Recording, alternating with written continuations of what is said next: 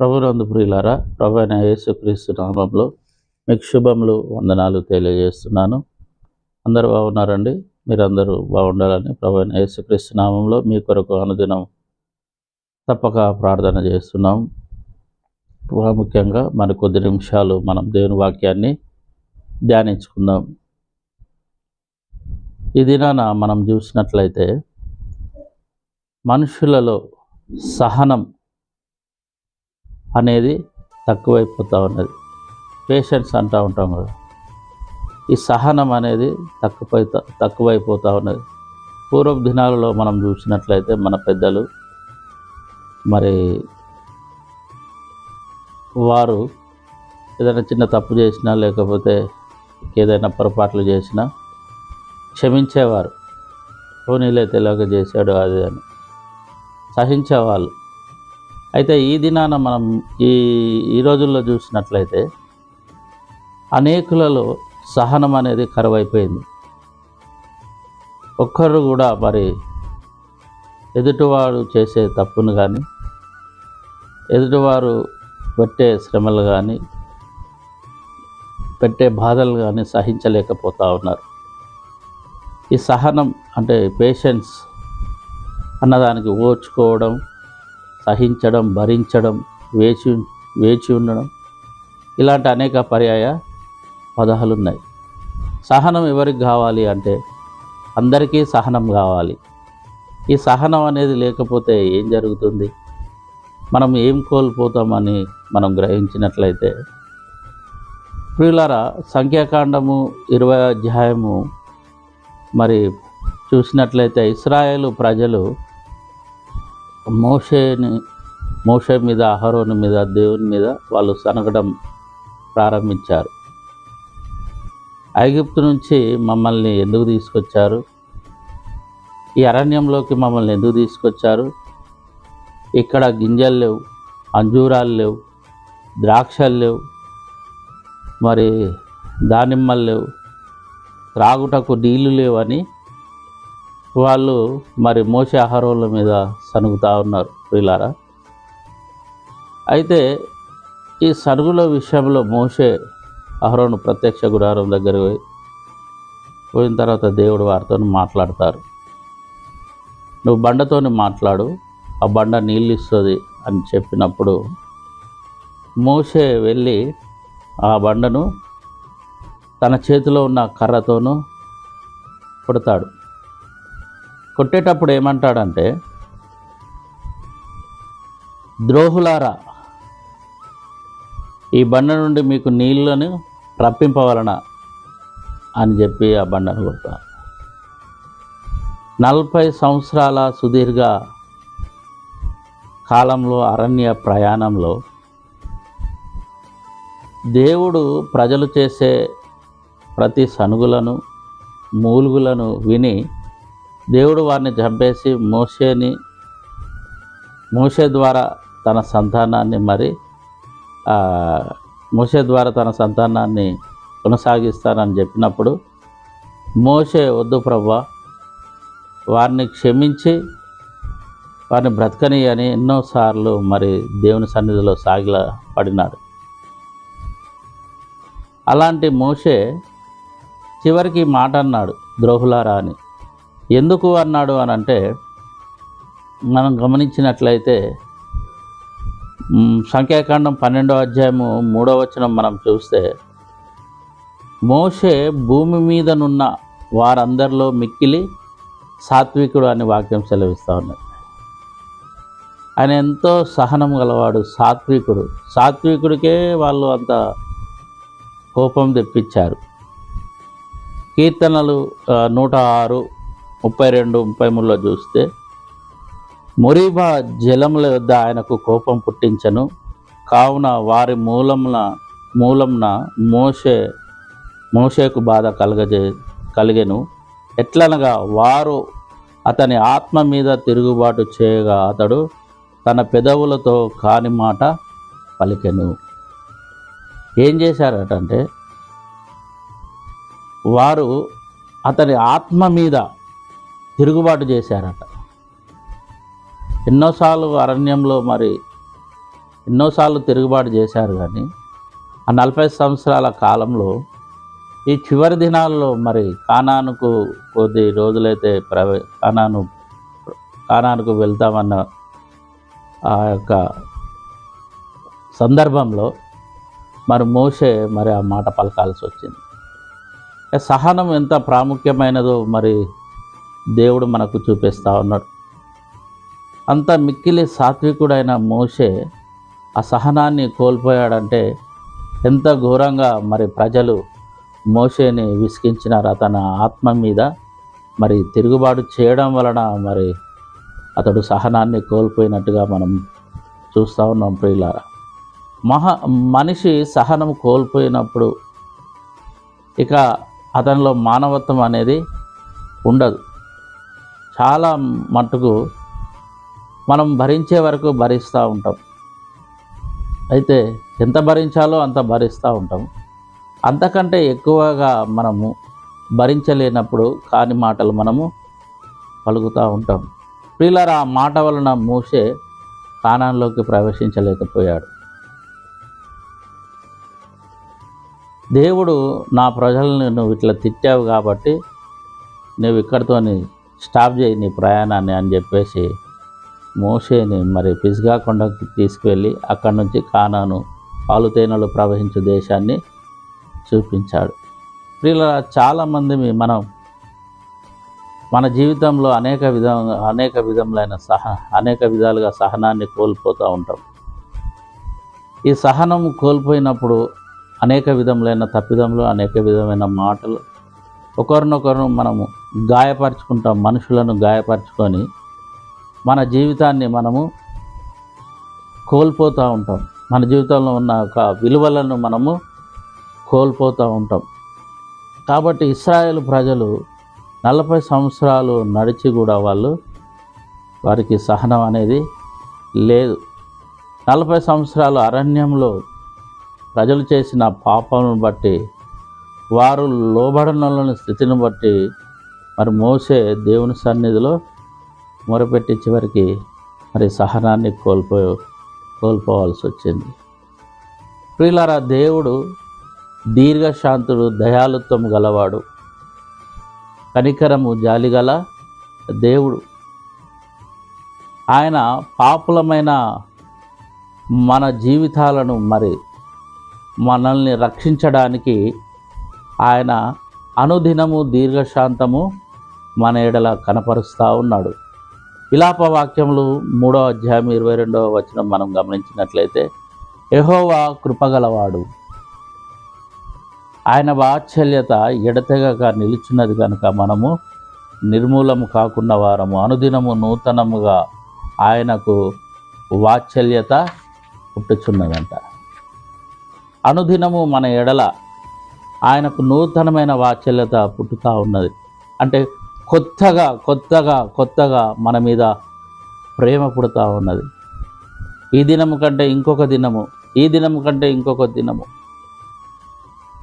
రోజు కొత్తగా మన మీద ఆయనకి వాత్సల్యత అంటే కల్మషం లేని, స్వార్థం లేని అపారమైన ప్రేమ, అనురాగం, ఆప్యాయత మన మీద ఆయనకు కలుగుతూ ఉన్నది.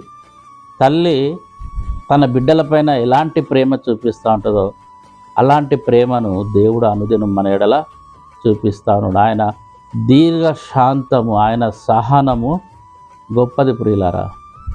నోవాహు దినములను మనం చూసినట్లయితే అప్పుడున్న ఆ లోకము చెడుతనముతో మరి దేవుని దృష్టికి మరి చెడ్డదిగా ఉన్నది. అయితే నోవాహుతో చెప్పాడు, నువ్వు ఓడను సిద్ధం చేసుకున్నాడు. మరి 120 సంవత్సరాలు ఓడ కట్టడానికి మరి ఆ ఓడ కట్టేటప్పుడు దేవుడు అవకాశం ఇచ్చాడు మారు మనసు పొందడానికి. కానీ ఎవరు మారు మనసు పొందలేదు.